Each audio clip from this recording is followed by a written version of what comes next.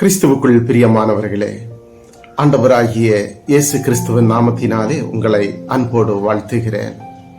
இன்றைக்கு நம்முடைய வாழ்க்கையில அநேக நேரங்களில நம்மிடத்திலே இல்லாத ஏதோ ஒன்றை குறித்து நாம் கலங்கிக் கொண்டிருக்கின்றோம்.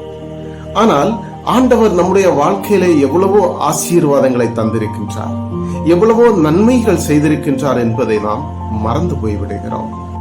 பிரியமானவர்களே, வேதத்துல கூட ஒரு வசனத்தை நாம் வாசிக்கிற வேளையில சங்கீதம் 103வது அதிகாரம் 2வது வசனத்தை வாசிக்கும் போது, என் ஆத்துமாவே கர்த்தரை ஸ்தோத்திரி, அவர் செய்த சகல உபகாரங்களையும் மறவாதே என்று எழுதப்பட்டிருக்கிறது.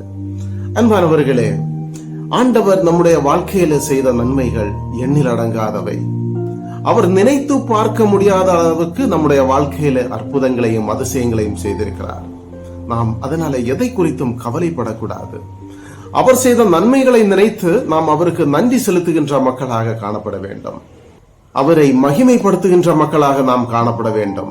ஆகவே நாம் எதை குறித்தும், இல்லாதவைகளை குறித்தோ எதை குறித்தும் கவலைப்படவே கூடாது. அவர் நம்முடைய வாழ்க்கையில செய்த நன்மைகளை குறித்து அவருக்கு நன்றி செலுத்துகின்ற மக்களாக நாம் காணப்படும் போது அவர் இன்னும் நம்முடைய வாழ்க்கையிலே ஆசீர்வாதங்களை தந்து நம்மை உயர்த்த வல்லவராக இருக்கிறார். God bless you.